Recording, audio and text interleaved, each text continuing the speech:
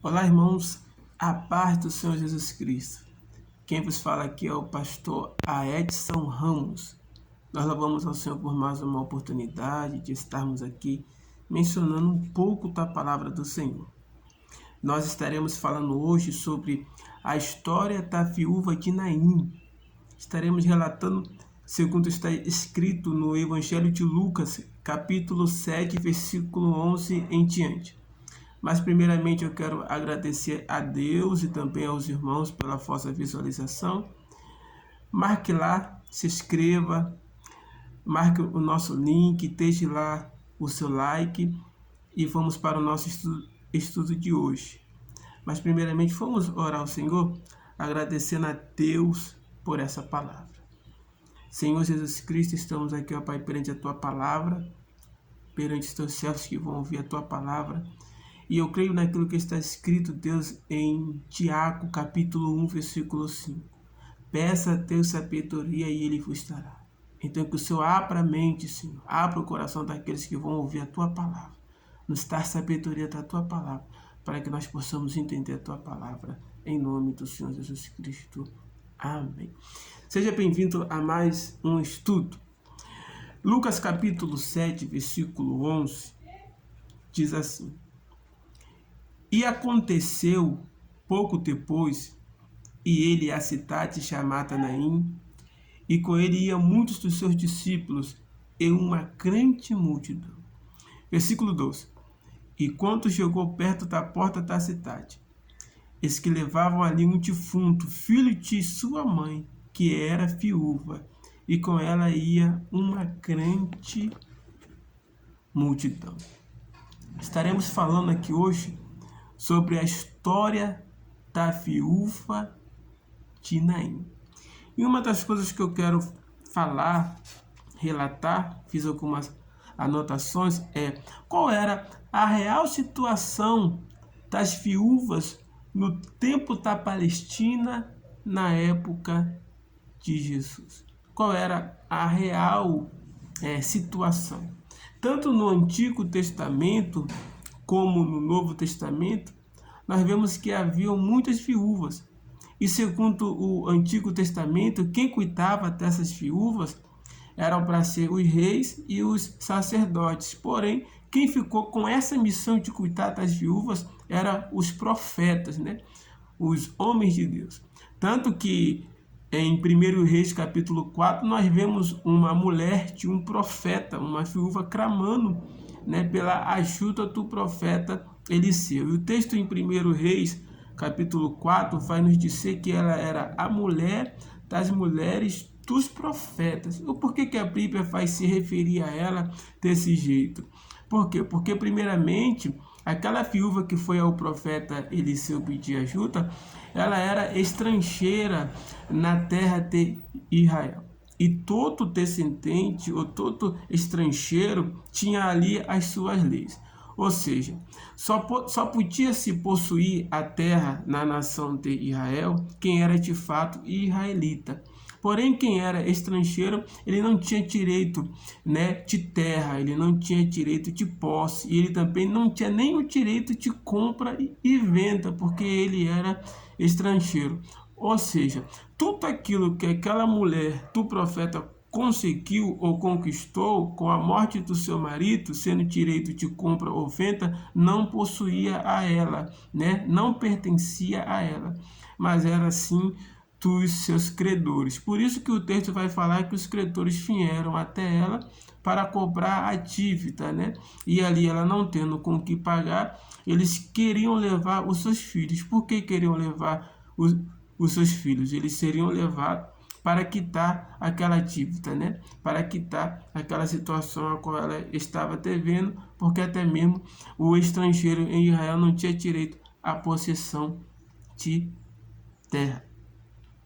Porém, no caso aqui da viúva de Naim, na época do Senhor Jesus Cristo, nós vemos que das viúvas também não tinham valor nenhum, né? Não tinham respeito nenhum. Ou seja, a viúva sendo pobre ou rica, ela não tinha direito nenhum, ela não tinha possessão nenhuma, ela não tinha herdade nenhuma, né? Ela só tinha direito a alguma possessão quando o seu marido morresse e lhe deixasse filhos, ou quando o seu marido morresse e lhe deixasse um cunhado ou um parente mais próximo, remitor, chamado pela instituição de Israel e pela lei mosaica Ticol, né? Que seria o seu remitor. Porém, nós vemos aqui que a viúva de Naim, após a morte, né, do seu esposo, ela possuía ali um filho, né? E que posteriormente esse filho havia morrido, né? Estava morto. E a história vai nos dizer que a viúva de Naim era uma mulher muito rica, né? Porque até mesmo a cidade de Naim era uma cidade muito rica, né? Então, posteriormente, com a morte do seu esposo, a herança dela foi para o seu único filho, tanto que no versículo 12 vai falar que ela só tinha um só filho. Então, creio eu que esse filho estava cuidando de sua mãe com a ausência do seu pai, né? E essa mãe, essa viúva de Naim, se vendo agora em uma situação que havia perdido o seu filho, ela não tinha direito à herança e à herdade nenhuma, né? Então, só tinha duas situações ali para ela: um remitor mais próximo ou o seu filho vivo. E pelo que o texto vai nos mostrar, ela não tinha nenhuma das possibilidades. Então, tinha uma mulher rica, ela seria ali uma mulher pobre, né? Perdendo toda a herança que o seu esposo havia deixado. O que me chama a atenção aqui, que o versículo 11 vai falar: e aconteceu pouco depois, e ele a cidade chamada Naum, e com ele ia muitos dos seus discípulos e uma grande multidão. A história judaica vai nos falar que Jesus Cristo, ele tinha um discípulo por nome de Natanael, que morava na cidade de Naum. E por esse discípulo, segundo o livro apócrifo vai nos falar, que foi ele que relatou sobre a morte do filho da viúva de Naim. E como as tradições judaicas vão nos falar que Jesus Cristo sempre estava na cidade de Naim por causa desse seu discípulo Natanael. Mas quem era Natanael? Natanael vai estar amarrado lá em 1 João capítulo 1, versículo 45, né? Ele é um dos 5 primeiros discípulos do Senhor Jesus Cristo. No Evangelho de João, capítulo 1, versículo 40, o primeiro discípulo de Jesus se chama André. O segundo, no versículo 41, se chama Simão, que é Pedro. O terceiro se chama Filipe, no versículo 43. O quarto se chama Natanael, no versículo 45. E o quinto é o próprio narrador João, que está amarrando a história do seu livro. Então, no princípio do Evangelho de Jesus Cristo, ele teve 5 discípulos que seguiram ao ministério do Senhor Jesus Cristo, com ele aproximadamente 1 ano e meio. Jesus ficou apenas com 5 discípulos. Posteriormente a isso, Jesus Cristo, após 1 ano e meio de seu início ao ministério, ele vai escolher mais discípulos para que pudesse andar com ele. Então, Jesus Cristo vai ali, posteriormente em Mateus capítulo 10, na vocação dos 70, que ele vai enviar de 2 em 2, ali ele separa o restante, né, do grupo para seguir e também para estar com ele depois de 1 ano e meio de sua caminhada. Então, a história judaica vai enfatizar que Natanael era morador da cidade chamada Naim, né? E que cidade é essa, né? Que cidade é essa? Como eu falei aqui no princípio, a cidade de Naim ficava perto de um monte chamado Naim. E por isso que ela levava o nome de cidade de Naim, porque ficava, né, por detrás de um monte chamado Naim. A história vai nos dizer que Naim era uma cidade fortificada, né? Tanto que o texto aqui no versículo 12 do capítulo 7 vai falar: e chegou perto da porta da cidade. Então era uma cidade murada, e na verdade não é porta, é portões. Era uma cidade fortificada. Por que Jesus Cristo chegou ali na porta daquela cidade e ali ficou? Porque o cartório daquela cidade ficava nos seus portões, né? Na sua porta. Então, os anciões, os juízes e os administradores ficavam na porta da cidade. Como eu falei no começo, a viúva de Naim era uma mulher rica, mas ela era uma mulher rica por quê? Por que a viúva de Naim era uma mulher rica? Por que eu afirmo que ela era uma mulher rica? Porque eu afirmo que ela era possuidora de uma grande herança. Segundo o livro apócrifo grego, vai nos relatar que a viúva de Naim, o nome dela era Lia, e o nome do seu esposo era Jacó. E o nome do seu filho, que aqui está morto, né, que posteriormente, mais tarde, Jesus vai ressuscitar, se chamava Simeão.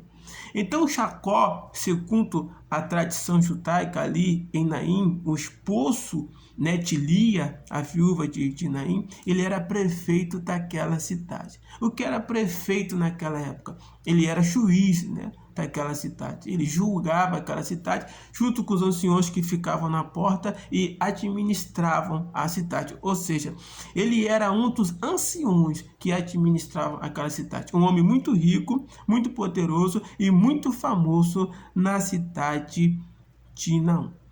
Aproximadamente, né, Lia, que é a viúva que nós estamos falando aqui, de Lucas capítulo 7, versículo 11, ela se casou-se aproximadamente com 20 anos. Com 20 anos aproximadamente.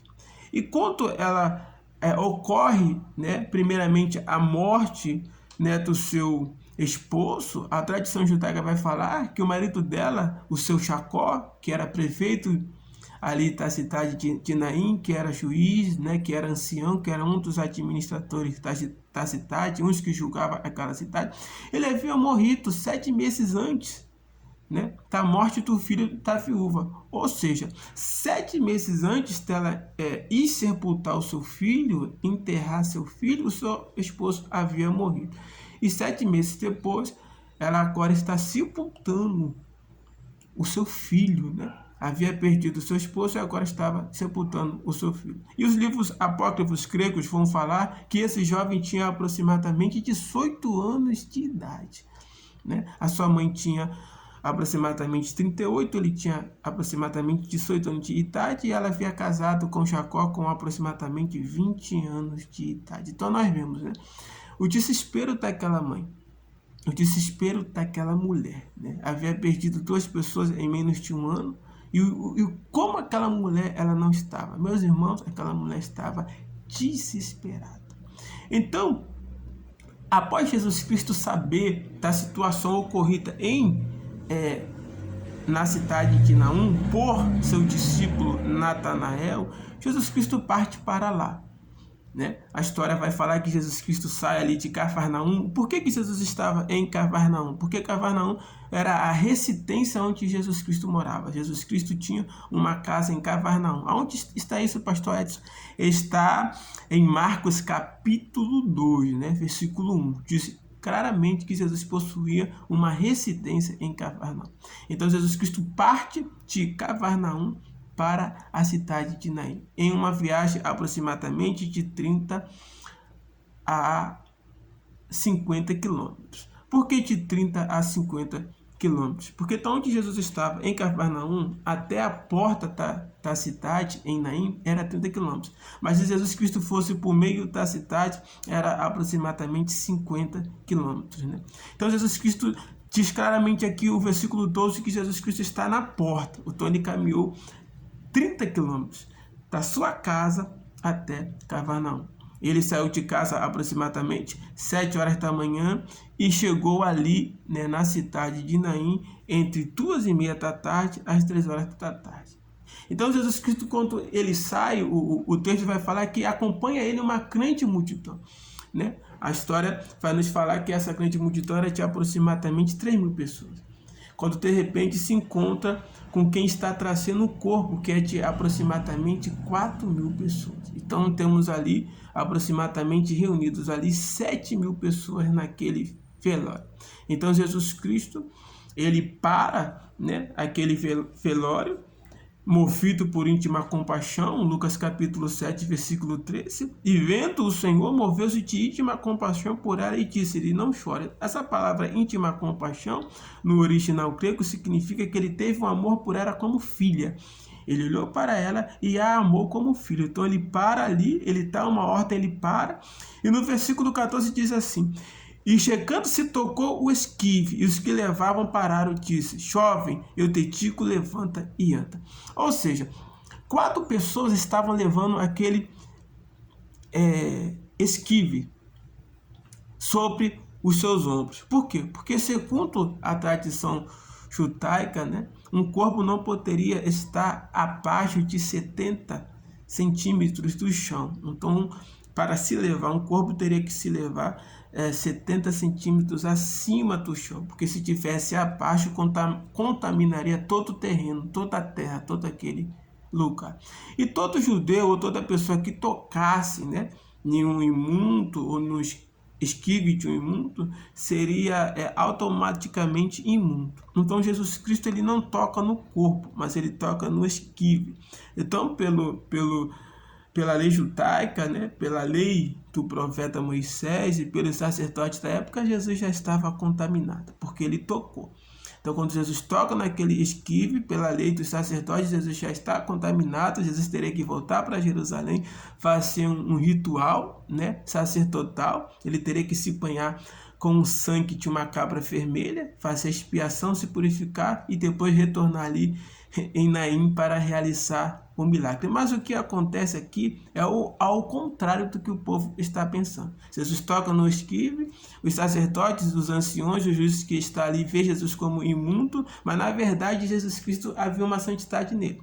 E a santidade que há em Jesus faz trazer vida, transformação para aquele jovem. E ali Jesus Cristo chama aquele jovem e diz, levanta-te. E o texto vai falar, e o defunto assentou-se, versículo 15 de Lucas capítulo 7, e começou a falar, e ele entregou a sua mãe. E o versículo 16 diz, e de todos se apoderou o temor, e glorificaram a Deus, dizendo, um grande profeta se levantou entre nós, e Deus visitou o seu povo, e correu dele esta fama por toda a Judeia e toda a terra circunvizinha. Então Jesus Cristo ali operou esse grande milagre extraordinariamente, quebrando leis, regras e doutrinas. Então, mais uma vez, eu deixo aqui um vídeo para o nosso canal, né? Pastor Edson Ramos, com o Ministério A Mensagem que Opera, e eu espero que Deus tenha falado com você poderosamente. Para Deus não há limite. Creia no que Deus pode fazer. Que Deus em Cristo vos abençoe e fique com essa palavra em nome de Jesus Cristo. Amém. Até o próximo vídeo.